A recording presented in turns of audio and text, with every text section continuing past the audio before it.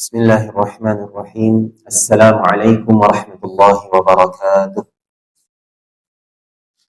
Alhamdulillah nahmaduhu wa nasta'inuhu wa nastaghfiruh wa na'udzu billahi min shururi anfusina wa min sayyiati a'malina. Man yahdihillahu fala mudilla lahu wa man yudlil fala hadiya lahu. Asyhadu an la ilaha illallah wahdahu la syarika lahu wa asyhadu anna Muhammadan 'abduhu wa rasuluh.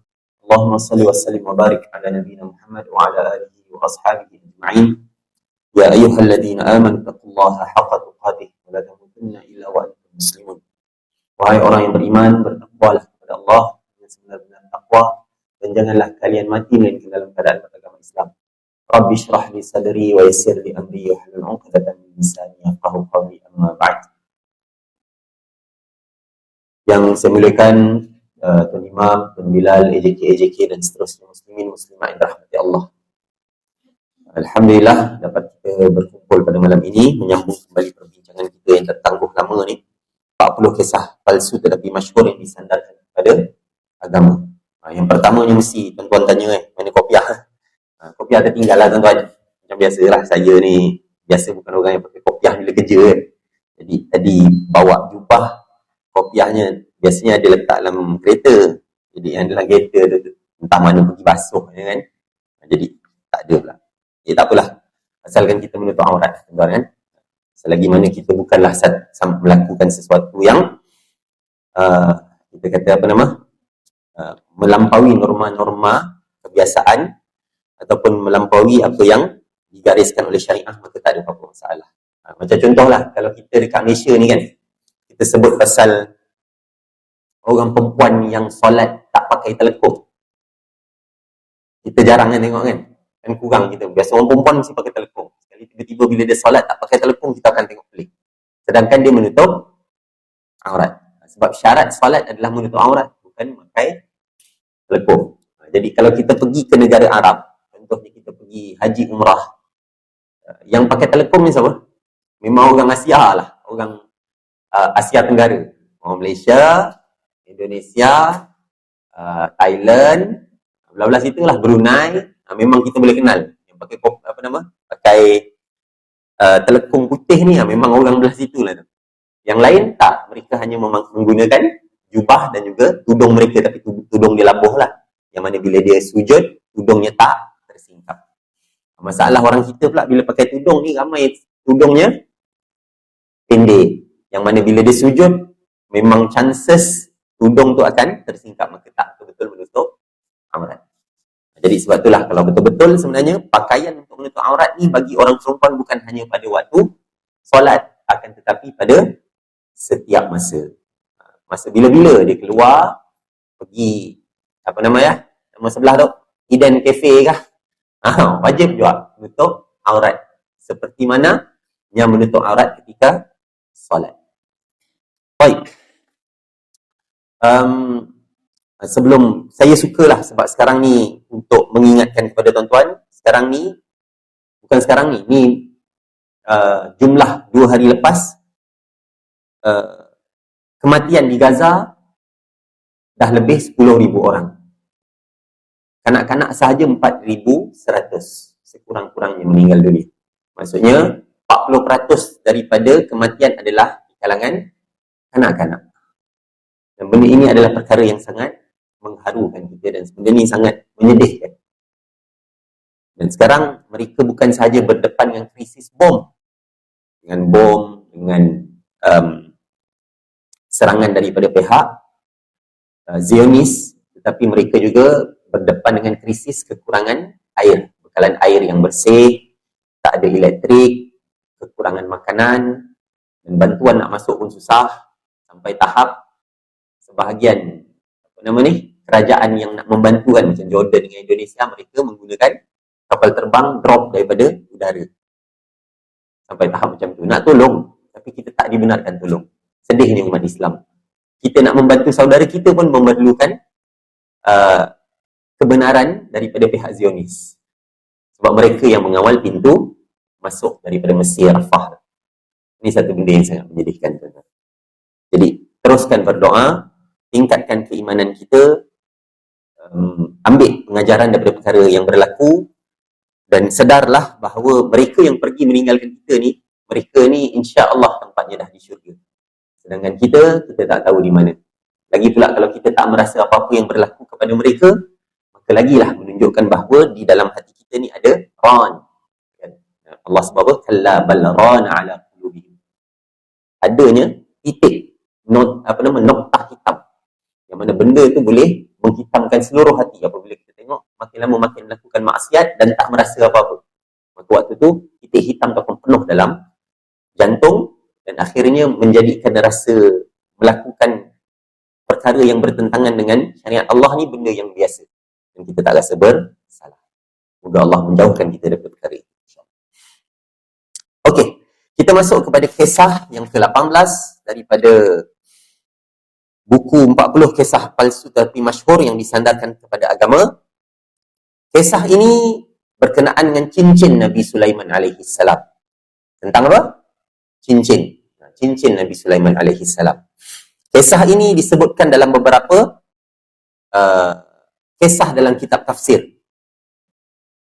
Ketika memasuki perbahasan apabila Allah Subhanahu wa taala sebut dalam surah Sad. Allah kata walaqad fatanna Sulaiman wa alqaina ala kursiyyihi jasadan thumma anam. Sesungguhnya kami telah menguji Sulaiman dan kami letakkan di atas singgasananya satu jasad. Kemudian dia bertaubat.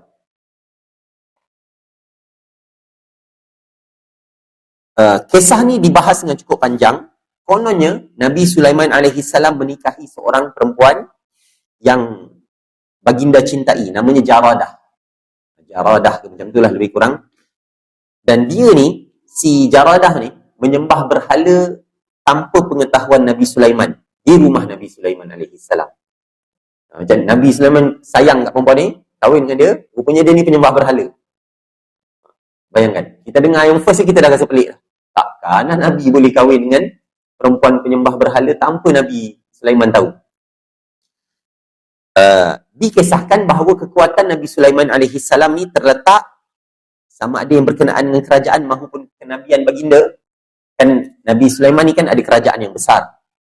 Yang mana baginda boleh mengawal angin, boleh bercakap dengan burung, boleh mengawal burung dan juga boleh menundukkan jin. Jin-jin syaitan ni semua takut dengan Nabi Sulaiman.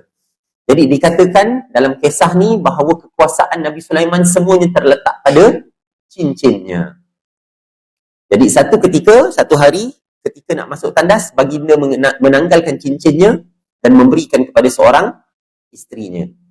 Sebelum baginda menyelesaikan hajat, iblis datang menyamar dalam rupa Nabi Sulaiman alaihi salam dan mengambil cincin itu lalu duduk di atas singgasana Nabi Sulaiman sehingga Nabi Sulaiman hilang kekuatannya dan berubah bentuk fizikal, kemudian dihalau daripada kerajaannya. Iblis berkuasa, sebabkan iblis menyerupai Nabi Sulaiman tadi kan, dia yang jadi berkuasa, kemudian dia menggauli isteri-isteri Nabi Sulaiman alaihi salam. Sehingga akhirnya Nabi Sulaiman jumpa balik cincin tu dalam perut ikan yang baginda dapatkan daripada seorang nelayan tempat baginda bekerja. Kalau dengar seronok tak cerita ni? Oh, menarik ni. Macam apa nama? Cerita 1001 malam tu kan. Cerita Aladin. Gosok-gosok jumpa jin lah, apa semua terbang sini lah kan. Tiba ada kena boleh menyerupai orang lain pula. Okey. Kisah ni adalah kisah yang palsu, tuan-tuan. Pernah dengar cerita ni? Nah, kalau tak pernah dengar, alhamdulillah. Maksudnya masyarakat kita tak sebar lah benda ni. Dulu famous benda ni. Pernah lah. Masa dulu kan orang suka satu zaman dulu kan, kalau tuan-tuan ingat, orang kita ni mesti nak cari kayu, jenis kayu yang digunakan oleh Nabi Musa. Kayu apa nama dia? Kayu koka. Kayu yang sama digunakan untuk kapal Nabi Nuh. Jadi dikatakan macam tu lah. Jadi semangatlah kita apabila jumpa pula dengan Pak Arab yang jual kan, ataupun orang India, Pakistan mana lah, dia kata inilah kayu koka yang digunakan oleh Nabi Musa ataupun Nabi Nuh sebagai kayu untuk tongkat dia dan juga kayu untuk kapal dia. Maka orang kita pun belilah, bawa balik ke sini, dijadikan cincin. Letak kayu tu, dipotong kecil, letak dekat cincin pula. Ini antara kepercayaan-kepercayaan bahawa perkara tersebut adanya kuasa sesuatu. Maka macam tu jugalah yang disandarkan kepada Nabi Sulaiman alaihissalam. Kononnya kuasanya terletak pada cincin. Dah macam cerita apa nama tu, Green Lantern pula. Tahu cerita Green Lantern tuan-tuan? Cerita superhero tu. Kuasa dia dekat cincin lah, kuasanya ada kat sini lah, apalah kan. Kita rasa lucu, kita rasa benda ni sangat-sangat lucu, kelakar. Bahasa Semenanjung kelakar kan. Sangat lucu perkara ni.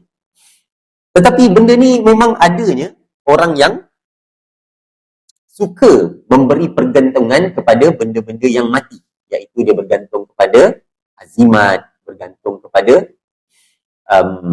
batu, bergantung kepada cincin dan sebagainya. Dia merasakan benda-benda ni boleh memberi pertolongan ataupun menghindarkan dirinya daripada musibah. Ni benda yang sangat-sangat bahaya. Dalam kisah yang lain, ada satu kisah Israiliyat yang lain menyebutkan bahawa Nabi Sulaiman, ada seorang berkata kepada Nabi Sulaiman AS di dasar laut. Terdapat ada satu syaitan namanya Syarhul Maridah. Batu derhaka maksudnya. Lalu Nabi Sulaiman mencarinya dan ternyata di sisi laut terdapat sumber mata air yang memancar satu kali dalam seminggu. Pancaran ini jauh, kemudian sebahagiannya berubah menjadi arak. Lalu dia berkata, sesungguhnya engkau ni adalah minuman yang begitu nikmat, iaitu arak. Hanya engkau menyebabkan orang sabar mendapat musibah dan orang bodoh bertambah kebodohannya. Lalu Nabi Sulaiman pulang. Tetapi dalam perjalanannya itu, baginda berasa dahaga dan kembali ke sumber air. Sumber air mata tadi tu. Pergi balik dekat tempat keluar air tu, air arak tu lah. Baginda meminum air arak sehingga hilang kesedarannya. Dalam keadaan seperti itu, baginda melihat cincinnya dan berasa terhina kerananya. Lalu dilemparlah cincin itu ke laut dan dimakan oleh seekor ikan. Hingga hilang seluruh kerajaannya kerana kekuasaannya terdapat pada cincin itu. Syaitan menyerupai baginda dan duduk di atas singgasana Nabi Sulaiman AS. Kalau dengar pun pelik kan? Ada ke Nabi Sulaiman minum arak, tuan-tuan? Akan tetapi, kalau kita tengok dalam Bible, tak apalah, kita sebutlah kan. Di dalam Bible yang sekarang lah, bukan Injil yang original, Bible yang sekarang, sememangnya ada kisah-kisah yang menunjukkan bahawa Nabi Nuh minum arak, Nabi Lut minum arak, Nabi Sulaiman minum arak. Benda pelik-pelik kita tengok. Nabi Lut disebutkan sehingga dia ni diberi arak oleh dua orang anak perempuannya, sebab dua orang anak perempuan ni je yang beriman. Satu kampung ni yang lain semua tak beriman. Jadi bila Nabi Lut meninggalkan kampungnya, Nabi Lut, dua orang anak Nabi Lut ni berbincang, cakap kita ni dah tak akan ada keturunan sebab lelaki semua dah mati dah. Jadi macam mana kita nak buat ni? Maka dia pun kata, yang kakak ni kata, tak apa, malam ni aku bagi arak kepada ayah, kemudian bila dia dah mabuk nanti aku tiduri ayah, besok engkau pula buat. Maka daripada itulah adanya keturunan daripada Nabi Lut. Tuan-tuan bayang, teruklah perbuatan ni.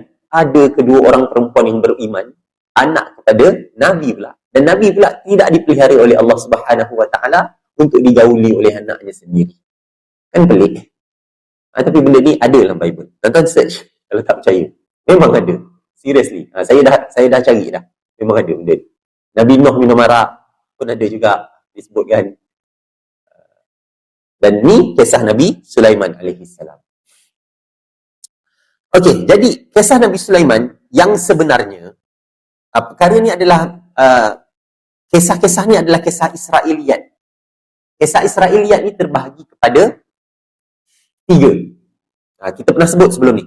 Israiliyat ni kisah-kisah yang terdahulu yang ada disebutkan oleh sebelum kedatangan Islam, adanya kisah-kisah Nabi 3 jenis. Yang pertama yang bertepatan dengan apa yang disebutkan oleh Al-Quran dan juga hadis. Maka kalau yang ni kita terima. Contohnya menyebutkan tentang Nabi Yusuf digoda oleh perempuan. Maka kita terima, betul lah. Dalam Al-Quran pun sebut yang sama juga. Dia digoda oleh isteri Al-Aziz. Betul, memang ada. Maka kita setuju dengan perkara tersebut. Kisah yang kedua, kisah yang tak diiyakan oleh Al-Quran dan tidak ditolak oleh Al-Quran dan ataupun hadis.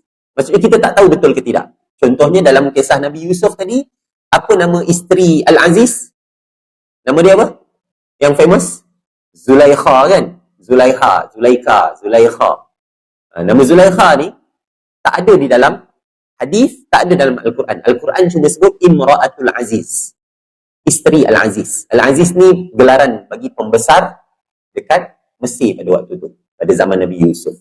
Jadi nama Zulaikha tak diiyakan oleh Al-Quran ataupun hadis dan tidak ditolak. Tak disebut tentang nama lain. Maka kita tak tahu, yang ni kita kata boleh jadi betul, boleh jadi salah. Tak ada masalah lah nak guna. Okey je lah. Selagi mana dia tak bertentangan dengan Islam. Yang ketiga, kisah Israiliyat yang jelas bertentangan dengan Islam. Yang ni wajib tolak. Contohnya apa? Yang ni. Kisah Nabi Sulaiman tadi. Minum arak. Ataupun cincinnya sumber kekuasaan segala-galanya. Sumber kekuasaannya dan juga sumber kenabiannya. Menjadi perkara yang sangat-sangat pelik kalau kita lihat. Kisah ini diletakkan dalam tafsir-tafsir Al-Quran. Maka sebab itulah kadang-kadang tuan-tuan, kita nak baca tafsir, tak boleh main suka hati baca. Mesti kena check yang dah ada tashih. Especially kalau kita ni bukannya orang yang belajar hadis, kita bukannya orang yang tahu bahasa Arab, maka kita tak boleh main selamba badak je, buka kitab tafsir satu, kita pun ambil, kita anggap dia sebagai benar semua. Tak boleh. Jadi kitab tafsir ni yang paling selamat, kalau zaman sekarang ni kita kata macam contoh, Syekh Wahbah Zuhaili contoh, ataupun tafsir Al-Azhar, okey. Dr. Hamka, ataupun macam contoh yang famous tafsir Ibn Kathir lah. Tafsir Ibn Kathir, insyaAllah ada juga kadang-kadang dia masukkan kisah-kisah yang lemah, tapi taklah sampai kisah yang palsu melampau tu, tak ada lah, ataupun sangat-sangat sikit lah kalau ada pun. Okey. Ramai sangat para ulama yang menyebut tentang kisah ini, kisah Nabi Sulaiman ni yang disebutkan tadi tu adalah kisah yang khurafat, dia kata. Yang diada-adakan, yang merepek, yang palsu dan dusta. Contohnya Ibnu Hazmin mengatakan sedemikian. Al-Qadi Iyad rahimahullah cakap macam tu juga. Ibnu Al-Jauzi pun kata macam tu. Al-Qurtubi pun kata begitu. Al-Qurtubi kata pendapat orang yang mentafsirkan ujian dengan kisah di atas ini, pendapat ini dilemahkan oleh para ulama. Jadi ramai lagi lah. Ibn Kathir mengatakan ini termasuk Israiliyat. Nampaknya ini termasuk kedustaan Bani Israel. Ini pendustaan daripada Bani Israel. Jadi kisah-kisah ni kisah yang palsu. Apa sebenarnya tafsiran kepada ayat ni? Bila Allah kata sesungguhnya kami telah menguji Sulaiman dan kami meletakkan jasad. Wa alqaina ala kursihi, kami meletakkan di atas singgasananya jasad. Satu jasad. Satu tubuh. Kemudian dia bertaubat. Okey, maksudnya dekat sini ada 3 pentafsiran. Tafsiran yang pertama ialah jasad tu merujuk kepada Nabi Sulaiman sendiri. Iaitu Nabi Sulaiman sallallahu alaihi wasallam terduduk di atas singgasananya dalam keadaan sakit. Ini tafsiran yang pertama. Riwayat tafsir Al-Alusi. Jadi maksudnya Nabi Sulaiman sendirilah. Bukanlah dimaksudkan kepada jasad tu, bukan bermaksud kepada syaitan ataupun iblis. Yang kedua, maksud jasad ni adalah anak Nabi Sulaiman yang dilahirkan hanya dengan setengah badan. Ada hadis Nabi sallallahu alaihi wasallam. Hadis ni riwayat Bukhari rahimahullah, Imam Bukhari kata Nabi sallallahu alaihi wasallam, hadis Abu Hurairah, qala Sulaiman bin Daud alaihi wassalam la atufanna al-lailah ala mi'ati imra'ah aw 99 kulluhun ya'ti bi farisin yujahidu fi sabilillah. Faqala lahu sahibuhu insyaallah falam yaqul insyaallah. Satu ketika Sulaiman bin Daud alaihi wassalam, iaitu Nabi Sulaiman, bapa Nabi Sulaiman siapa nama dia? Daud. Nabi Daud. Sulaiman bin Daud. Jadi Nabi Sulaiman ni satu hari dia berkata, malam ni aku akan menggauli 100 ataupun 99 orang isteri. Tuan-tuan bayangkan kuat tak kuat. Satu malam 100 orang dia gauli, isterinya ramai. Ini adalah syariat yang dibenarkan pada Nabi Sulaiman. Tak boleh kita compare. Nabi Sulaiman boleh 100 orang, apa salahnya aku 10 orang isteri? Tak boleh lah tuan-tuan. Kita maksimum yang dibenarkan adalah 4 sahaja bagi umat Nabi Muhammad sallallahu alaihi wasallam. Jadi dia kata, aku akan tidur dengan 100 ataupun 99 isteriku dan mereka semua akan melahirkan seorang penunggang kuda. Setiap seorang tu akan melahirkan seorang penunggang kuda yang berjihad di jalan Allah. Maksudnya niat dia baik. Aku nak supaya anak aku ni, 100 orang ni semuanya melahirkan anak yang kuat yang akan menjadi penunggang kuda, menjadi tentera yang berjihad di jalan Allah Subhanahu wa taala. Niat dia baik. Lalu sahabatnya mengingatkan dia, sebutlah insya-Allah. Tetapi Nabi Sulaiman sallallahu alaihi wasallam tidak mengucapkan insya-Allah. Dia tak sebut insya-Allah. Falam yahmil minhunna illa imra'atun wahidah ja'at bishiqqi rajul walladhi nafsu Muhammadin biyadihi law qala insyaallah la jahadu fi sabilillah fursanan ajma'un. Ternyata yang berlaku ialah tak ada seorang pun daripada isteri-isterinya melahirkan anak, kecuali seorang sahaja isteri yang melahirkan anak, bayi yang memiliki setengah badan. Tahu orang yang setengah badan, tuan-tuan? Pernah tengok tak? Kan kalau dalam video kan ada yang orang ni badan dia cuma separuh aja. Iaitu apa nama? Kaki dia mungkin tak ada ataupun sampai tahap ni je. Mungkin macam itulah, wallahu alam. Maka bayi itu lahir hanya memiliki setengah badan. Kalau lahir setengah badan boleh jadi tentera yang naik kuda tak? Tak dapatlah. Lalu Nabi Muhammad berkata, demi zat yang jiwa Muhammad berada pada tangannya, iaitu Nabi Muhammad kata, demi Allah, sekiranya Nabi Sulaiman alaihi salam itu mengucapkan insya-Allah. Kalau disebut insya-Allah, kalau Allah berkehendak, kalau disebut insya-Allah, nescaya semua isterinya akan melahirkan anak yang menjadi penunggang kuda, satria yang berjihad di jalan Allah. Semuanya akan buat. Jadi, kalau disebut insya-Allah. Di sini, hadis ni menunjukkan bahawa Nabi Sulaiman ada seorang anak, daripada 100 tu, seorang je anak dia yang tak cukup sifat. Maka inilah yang dimaksudkan sebagai jasad yang diletakkan oleh Allah di atas singgasana Nabi Sulaiman. Ini penafsiran yang kedua. Tafsiran yang ketiga ialah syaitan yang menguasai singgasana baginda ketika mereka belum ditundukkan kepada Nabi Sulaiman. Waktu itu syaitan-syaitan itu melakukan pelbagai ilmu sihir sehingga Nabi Sulaiman dituduh sebagai penyihir. Ini pun ada juga tafsiran yang mengatakan jasad itu bermaksud syaitan. Tetapi bukanlah maksudnya iblis yang kisah yang tadi itu palsu. Kisah yang kata Nabi Sulaiman hilang cincin apa semua tu semua palsu. Takkanlah seseorang itu hilang cincin terus hilang kekuasaannya. Kan dah macam cerita meripik tu, cerita superhero lah kan, hilang cincin, terus tak ada kuasa dah, terus tak boleh mengawal jin dan sebagainya.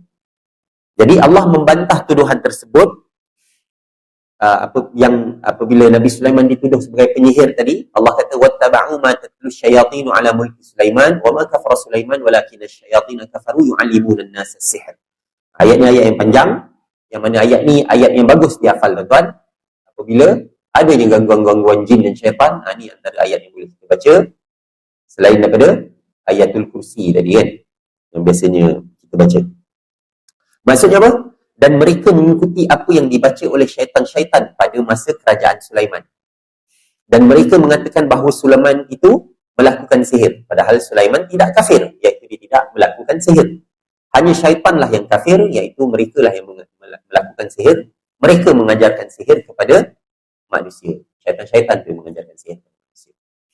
Jadi di sini kita boleh lihat bahawa kisah yang disandarkan kepada Nabi Sulaiman alaihi salam adalah kisah yang palsu. Tak patut disandarkan kepada Nabi Sulaiman, mengatakan bahawa Nabi adalah orang yang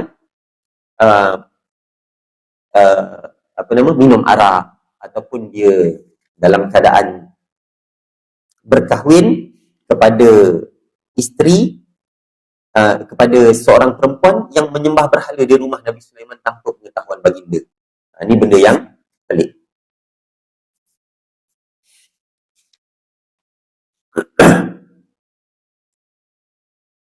Apa dia kebatilan yang kita boleh tengok dalam kisah-kisah yang disebutkan ini? Yang pertama, syaitan tak boleh menyamar sebagai Nabi. Macam mana dia boleh menyamar sebagai Nabi Sulaiman pula? Syaitan menyamar sebagai kita bolehlah. Sebab kita bukan Nabi. Tapi para Nabi, syaitan tak boleh menyerupai mereka. Sebab tu siapa yang bermimpi tentang Nabi Muhammad sallallahu alaihi wasallam, maka memang betul lah itu Nabi Muhammad. Kalau dia claim dia Muhammad, dan kita pula, kalau dia claim dia Rasulullah, dan kita pula tahu tentang fizikal Nabi Muhammad sallallahu alaihi wasallam. Ini kadang-kadang masalah orang kita pula bila mimpi, kita kata, oh aku mimpi Nabi malam tadi. Padahal dia mimpi Pak Arab mana dah. Dia pun tak tahu tentang fizikal Nabi Muhammad, dia pun ingat yang itulah Nabi Muhammad. Jadi sebab tu kita kena tahu fizikal Nabi Muhammad ni macam mana, rambutnya bagaimana, tinggi ke, rendah ke, badannya macam mana, kulitnya color apa. Dan sebahagian ulama mengatakan Nabi Muhammad ni mesti cakap Arab. Kalau dia cakap Melayu tak boleh lah. Ada yang mengatakan sedemikian. Wallahu a'lam. Adalah yang kata macam tu. Sebab Nabi memang bercakap dengan bahasa Arab. Ada sebahagian yang mengatakan demikian. Yang kedua, syaitan menggauli para isteri Nabi Sulaiman. Kan pelik. Macam mana Allah tak melindungi Nabi Sulaiman daripada diaibkan macam tu. Sedangkan kalau kita lihat kisah Nabi Lut, para ulama semua bersetuju mengatakan bahawa isteri Nabi Lut tidak melakukan perbuatan lesbian. Kan pada zaman tu kan lelaki suka dengan lelaki, perempuan suka dengan perempuan kan. Jadi isteri Nabi Lut dia tak buat benda tu, cuma dia support. Dia tak melakukan jenayah tu, tak melakukan dosa tu. Tapi dosa dia adalah dia menyokong perbuatan tersebut. Dia okey lah, lelaki suka dengan lelaki pun dia okey juga. Itu masalah isteri Nabi Lut. Yang ketiga, antara kebatilan yang ada dalam kisah tadi adalah kekuatan Nabi Sulaiman tergantung pada cincinnya yang dia pakai. Jadi kalau cincin tu ada, maka dia kuat. Bila hilang, maka kekuatannya pun hilang juga. Ini pun benda yang pelik. Kita boleh melihat para Nabi tak ada pun macam tu. Macam contoh Nabi Musa sendiri. Bila ditanyakan, وَمَا تِلْكَ بِيَمِينِكَ يَا Musa, apa yang ada kat tangan kanan kau, wahai Musa? Nabi Musa cakap apa? Hiya asaya atawakka'u 'alaiha wa ahushu biha 'ala ghanami wa li fiha ma'arib ukhra. Ini tongkat aku yang aku gunakan untuk jaga ternakan aku. Jaga biri-biri ke apa.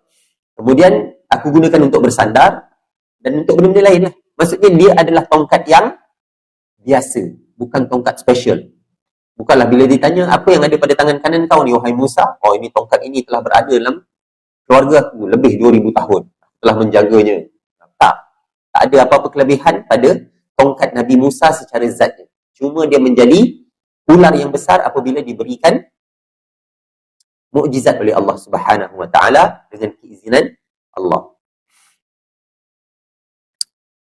Yang keempat, berubahnya bentuk Nabi Sulaiman alaihi salam. Ini pun pelik tak? Macam mana Nabi Sulaiman boleh diubah pula bentuknya? Oleh iblis tadi. Menjadikan dia ni dibuang daripada kerajaan. Dan yang kelima, adanya penyembahan di dalam rumah Nabi Allah Sulaiman. Ada penyembahan berhala dalam rumah Nabi Sulaiman. Ini pun benda yang pelik, yang tak mungkin berlaku tentang perkara itu. Okey. Nabi Sulaiman alaihi salam, tuan-tuan, kita sebut sikitlah. Masih ada berapa masa? Masa tu berapa? 7:38. Okey, 10 minit. Okey, Nabi Sulaiman alaihi salam, antara perkara yang kita kena tahu, dia ni memang baginda memiliki satu kerajaan yang tidak ada kerajaan yang lain dapat menandinginya. Nabi Sulaiman mempunyai satu kerajaan yang orang lain tak akan dapat menandingi kerajaan tersebut. Mana? Saya lupa pula ayat dia macam mana. Doa Nabi Sulaiman tu dirakamkan dalam Al-Quran. Bila Nabi Sulaiman berdoa, tak nak ada orang lain yang memiliki kerajaan seperti kerajaanku. Nabi Sulaiman meminta supaya macam tu. Saya tak ingatlah tuan-tuan, ada satu doa Nabi Sulaiman tu, Nabi Sulaiman berdoa. Ayat seterusnya ni. Qala rabbighfirli wa habli mulkan la yanbaghi li ahadin min ba'di innaka antal wahhab. Dia berkata, wahai Tuhanku, ampunilah aku dan anugerahkan kepadaku satu kerajaan yang tidak akan dimiliki oleh seorang pun selepasku. Sesungguhnya engkau lah Maha Pemberi. Jadi Nabi Sulaiman ni memang kerajaan dia adalah kerajaan yang paling besar, yang ultimate. Kerajaannya boleh mengawal, dia boleh mengawal angin. Askarnya daripada kalangan angin. Bayangkanlah tuan-tuan. Tak payah pergi serang, angin yang hantar. Taufan kan. Bila berlaku taufan, bila dengan angin ni lah boleh jadinya tsunami. Boleh jadinya taufan yang sangat-sangat besar yang boleh menerbangkan macam-macam, merosakkan segala harta dan membunuh semua manusia dengan taufan. Jadi kerajaannya sangat hebat. Jadi angin tu akan bertiup ke mana sahaja yang dia kehendaki kepada Nabi Sulaiman. Dan syaitan-syaitan semuanya membina bangunan untuk Nabi Sulaiman. Ada yang pandai menyelam. Dan semuanya di bawah telunjuk Nabi Sulaiman alaihissalam. Ni hebatnya kerajaan Nabi Sulaiman alaihissalam. Maka sebab itulah adanya kisah-kisah palsu tadi tu. Dikatakan kekuasaannya pada cincin. Jadi ini adalah benda yang batil, yang tak mungkin berlaku kepada Nabi Sulaiman alaihissalam. Okey. Kita masuk kepada kisah yang ke-19. Ni kisah yang famous tuan-tuan. Saya rasa tuan-tuan pernah dengar lah. Ini juga kisah yang palsu. Sebab kisah yang kita sebut ni awalnya semuanya kita sebut tentang kisah yang palsu. Iaitu adanya seorang pemuda pada zaman Rasulullah sallallahu alaihi wasallam namanya Alqamah yang derhaka kepada ibunya. Dikatakan pemuda ini adalah orang yang kuat beribadah, rajin mendirikan salat, banyak berpuasa dan suka bersedekah. Dan satu ketika dia ditimpa sakit yang kuat, isterinya menghantar utusan kepada Rasulullah sallallahu alaihi wasallam. Maka Nabi pun mengutuskan Ammar bin Yasir, Syuhaib Ar-Rumi dan Bilal bin Rabah untuk melihat Alqamah. Baginda pun kata, pergilah ke rumah Alqamah, ajarkan dia la ilaha illallah. Lalu mereka pun pergi ke rumahnya. Ternyata waktu itu Alqamah sedang nazak. Maka segeralah mereka mengajarkannya menyebut la ilaha illallah. Tapi Alqamah tak boleh sebut la ilaha illallah. Sedangkan sahabat Nabi ni.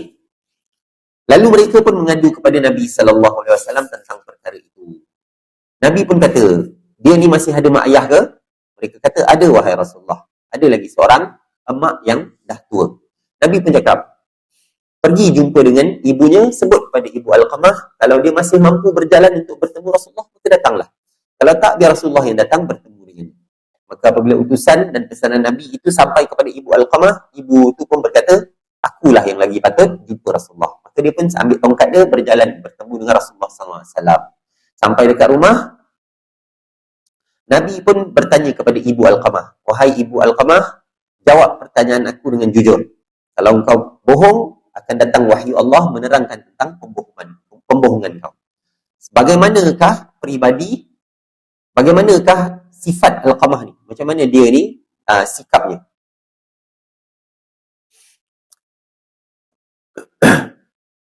Lalu ibu Alqamah mengatakan dia ni rajin mengerjakan salat, banyak berpuasa, suka bersedekah. Kemudian Rasulullah tanya, apa yang terjadi padanya? Dia pun kata, aku marah kepada dia wahai Rasulullah. Rasulullah tanya kenapa? Dia cakap, wahai Rasulullah, dia lebih utamakan isterinya berbanding aku. Maksudnya dia sayang isterinya lebih daripada aku. Maka dia derhaka pada aku. Rasulullah pun berkata, kemarahan ibu tu menghalang lisan Alqamah daripada mengucapkan la ilaha illallah. Lalu Rasulullah pun sebut kepada Bilal, wahai Bilal, kumpulkan kayu bakar yang banyak. Ibu Alqamah pun bertanya, wahai Rasulullah, kau nak buat apa ni? Rasulullah cakap, aku akan membakarnya di hadapanmu. Ibu Alqamah berkata, aku tak mampu melihat kau membakarnya di hadapan aku. Rasulullah berkata, wahai ibu Alqamah, sesungguhnya azab Allah lebih pedih dan dahsyat. Kalau kau ingin Allah mengampuninya, maka relakanlah anakmu Alqamah. Demi zat yang jiwaku berada pada tangannya, solat, puasa dan sedekahnya tidak akan memberi manfaat selagi mana engkau masih marah kepadanya. Maka dia pun berkata, wahai Rasulullah, Allah sebagai saksi, malaikat dan semua kaum muslimin sebagai saksi pada waktu ini, aku redha dan memaafkan Alqamah.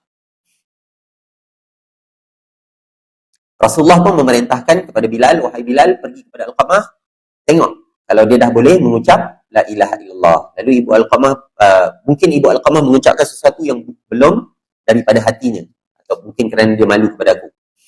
Maka Bilal pun pergi bertemu dengan Alqamah.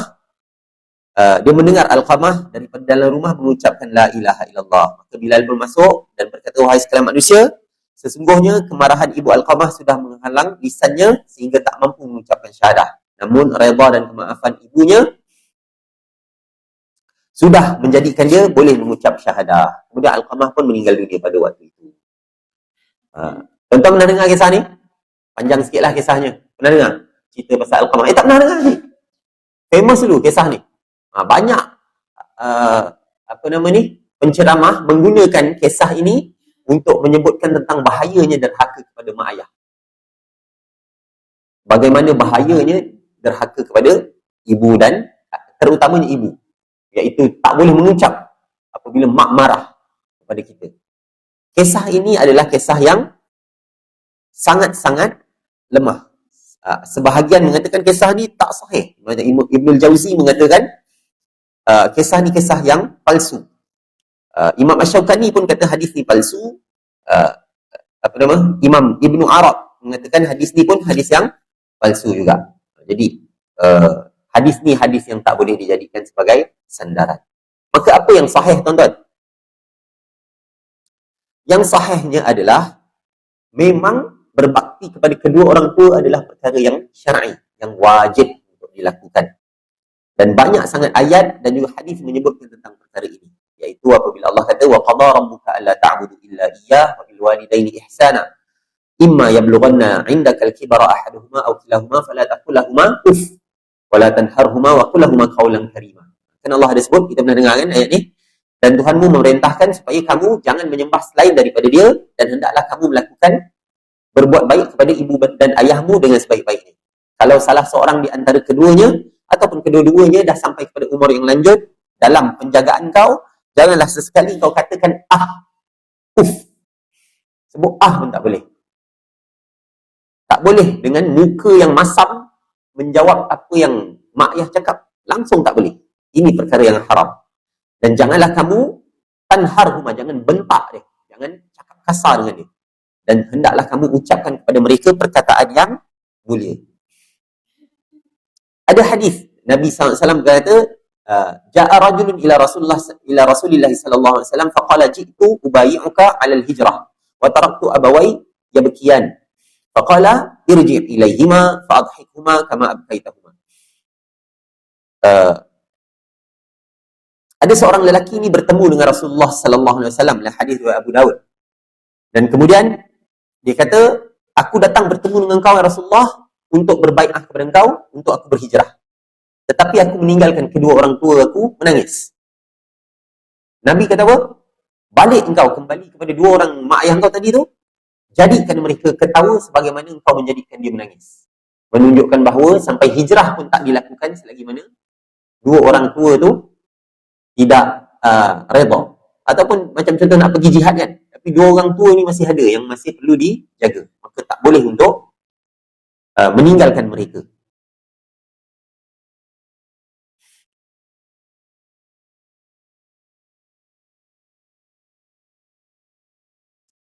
Selain itu, satu lagi hadis kita sebut daripada Ibnu Umar radhiyallahu anhuma, qala kana tahti imra'atun. Okey, satu.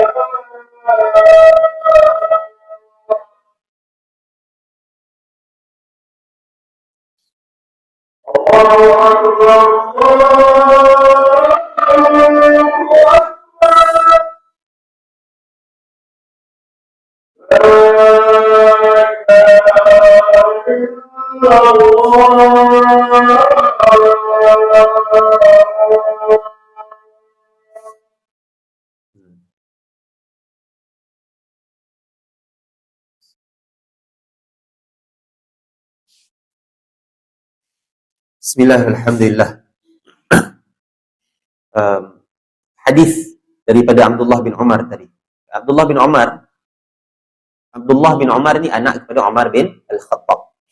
Jadi Abdullah berkata, "Kanat tahti imra'atun wa kuntu uhibbuha wa kana Umar yakrahuha, faqala li talliqha fa abait. Fa'ata Umar an-nabiy sallallahu alaihi wasallam fa dzakara dhalika lahu faqala an-nabiy sallallahu alaihi wasallam talliqha." Kata Abdullah bin Umar, aku ni ada seorang isteri dan aku sayang kat isteri aku ni. Umar pula tak suka dengan isteri aku ni. Lalu Umar berkata kepada aku, ceraikan dia. Aku tak nak. Lalu Umar bertemu dengan Nabi sallallahu alaihi wasallam dan menyebut tentang perkara itu. Lalu Nabi sallallahu alaihi wasallam berkata, ceraikan dia. Tapi yang ni ada penerangan sikitlah tuan-tuan. Bukannya mesti asalkan mak tak suka je terus kita ceraikan. Tak juga. Kalau mak kita macam Umar ataupun ayah kita macam Umar Al-Khattab, tak apalah. Ikutlah. Kalau tak, tidaklah. Kita kena tengok juga atas sebab apa dia tak suka. Kalau Umar ni, pastinya dia tak suka ni ada sebab-sebab yang hukum. Mungkin orang yang tak menjaga solat, mungkin orang yang tidak menjaga dirinya daripada melakukan perkara-perkara maksiat, ataupun dia tak menjaga tentang menutup aurat dan sebagainya. Maka ada benda yang memang pada dia, benda ni benda yang besar yang mana kau kena ceraikan. Jadinya di dalam Islam sememangnya ada suruhan untuk kita mentaati, perintah untuk kita mentaati ibu bapa. Dan juga menjadi dosa yang amat besar apabila seorang itu tidak mentaati kedua ibu bapanya, apabila dia mendahaka kepada mak ayah. Tetapi tidaklah menjadi bolehnya untuk kita menggunakan kisah Al-Qamah tadi yang derhaka kepada ibunya. Jadi kisah Al-Qamah ni adalah kisah yang jelas palsu, yang sangat-sangat lemah. Hadis ni, at least sangat-sangat lemah. Paling sikit pun sangat-sangat lemah lah. Dan majoriti mengatakan hadis ni adalah hadis yang palsu. Ada perawi yang ditinggalkan pelaporan hadisnya dan dituduh dia ni seorang pendusta. Maka sebab itulah tak boleh ambil hadis ni sebagai hujah. Jadi kalau kita nak suruh anak kita taat kepada kita, tak boleh quote kisah Al-Qamah. Sebut pasal benda lain. Sebut pasal Nabi perintahkan untuk taat kepada mak ayah. Kita nak nasihat orang boleh, tapi jangan sebut pasal Al-Qamah. Konon-kononnya dia ni mati susah nak mengucap disebabkan mak dia tak redha pada dia. Tidak. Ada sahabat, memang ada sahabat nama Al-Qamah. Dan sahabat ni adalah sahabat yang saleh. Jadi ini juga adalah pendustaan pula kepada sahabat. Jadi benda ni benda yang besar tuan-tuan. Sebab tu kita kena kita bawa kisah ni supaya kita tahu bahawa kadang-kadang adanya orang yang sandarkan kepada para sahabat kisah-kisah palsu, padahal benda tu tak berlaku pun pada para sahabat tu. Kadang-kadang menjadikan kita nampak macam kita ada pandang serong pada para sahabat. Macam contoh yang kita pernah sebut sebelum ni kan, tentang Abdul Rahman bin Auf, masuk syurga dalam keadaan merangkak. Kan kita dah pernah sebut, benda ni kan memberi persepsi yang buruk kepada Abdul Rahman bin Auf disebabkan hanya kerana dia kaya. Sedangkan kalau kita tengok, Abdul Rahman bin Auf ni termasuk dalam 10 orang yang dijanji syurga. Kalau salah satu daripada 10 orang yang menjanjikan syurga ni masuk syurga dalam keadaan merangkak, kita masuk syurga macam mana tuan-tuan? Kalau mereka ni masuk, yang dijanjikan syurga ni, Nabi dah janji dia syurga, pun masuk syurga dalam keadaan merangkak. Macam manalah kita ni kalau masuk syurga? Teruk lagi lah. Jadi sebab tu hadis tu sangat-sangat lemah dan memberi persepsi yang buruk tentang para sahabat. Jadi kita jangan, mana hadis yang tak pasti, jangan sebar, jangan gunakan. Dan ingatlah, Nabi SAW mengatakan, Man kadzaba alayya muta'ammidan falyatabawwa maq'adahu minan nar. Siapa yang berdusta atas nama aku dengan sengaja, maka dia telah mempersiapkan tempat duduknya di dalam neraka. Bukan main-main hadis palsu ni. Benda yang sangat-sangat berat. Jadi insyaAllah kita berhenti dulu setakat ni. Saya mohon maaf banyak-banyak kalau ada apa-apa salah silap. Aqulu qali hadza wa astaghfirullahal azim li wa lakum. Assalamualaikum warahmatullahi wabarakatuh.